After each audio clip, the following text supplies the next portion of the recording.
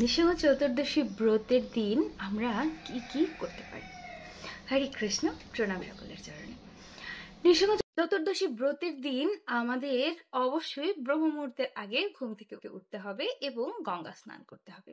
যাদের পক্ষে গঙ্গায় স্নান করতে যাওয়া সম্ভব না, তারা নিজ গৃহে বা স্নানাগারে গঙ্গা গঙ্গা বলে 3 বার সম্বোধন করলে গঙ্গা দেবী সেই জলের ভিতরে আবির্ভূত হন। তো এইভাবে আপনারা গঙ্গা স্নান করে ফেলতে পারেন এবং অবশ্যই সেদিন মঙ্গলারতিতে যোগদান করতে হবে। মঙ্গলারতির পরে আপনারা ভগবানের কাছে এই যে ব্রত পালন করবেন সেই ব্রতের সংকল্প গ্রহণ করবেন। সংকল্প মন্ত্রটি হলো শ্রী নৃসিংহ মহাভীম দয়াম কুরু মম পরি আদ্যাহম তে বিধাস্যামি ব্রতম নির্বিঘ্নতম নয়া।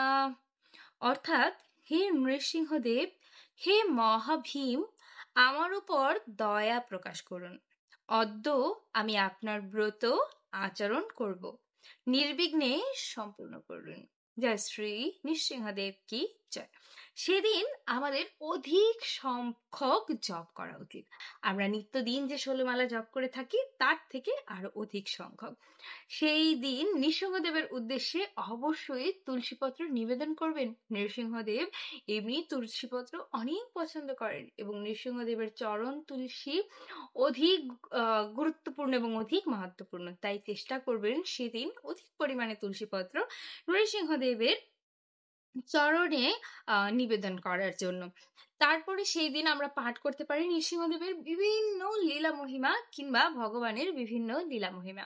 নৃসিংহদেবের জন্য আমরা তৈরি করতে পারি তাকে ভোগ নিবেদন করার জন্য বিভিন্ন ধরনের প্রসাদ আইটেম। আর তার মধ্যে নৃসিংহদেবের সব থেকে প্রিয় হচ্ছে একটি পানীয় যার নাম পানকম। এবং এছাড়া নৃসিংহদেবের আম ফল অত্যন্ত প্রিয়। আম ফল আপনারা যে কোনো রূপে নৃসিংহদেবকে দিতে পারেন, কাঁচা পাকা আচার তৈরি করে। এ সম্পর্কিত ছোট্ট একটি গল্প না, এটি সত্যি কাহিনী আপনাদেরকে বলছি। মায়াপুরে এক মাতাজি ছিলেন। উনি একবার আচারের দোকানে বিভিন্ন প্রকার আচার দেখছিলেন এবং মনোবাসনা করছিলেন যে নৃসিংহদেবকে যদি আমি একটু আমের আচার দিতে পারতাম। এবং তারপরেই তিনি ভাবলেন যে দোকানে বিক্রি হচ্ছে এই আচারগুলো, এগুলো হয়তো ভালো করে বানায়নি বা পেঁয়াজ রসুন দেয়া আছে, এ আর নৃসিংহদেবকে দেয়া সম্ভব নয়। তাই তিনি আচার কিনলেন না এবং তার গৃহে ফিরে গেলেন। কিন্তু রাতের বেলা নৃসিংহদেব তার স্বপ্নে আসলেন এবং মাতাজিকে জিজ্ঞেস করলেন, আমার আমের আচার কই? আমাকে আমের আচার দেবে বললে এখনো দিচ্ছ না কেন? পরে মাতাজি তৎক্ষণাৎ ঘুম থেকে জেগে গেলেন এবং নৃসিংহদেবের উদ্দেশ্যে দৌড়ে গিয়ে কাঁচা আম কিনে নিয়ে আসলেন। এরপরে আচার তৈরি করলেন এবং সেটি নৃসিংহদেবকে নিবেদন করলেন।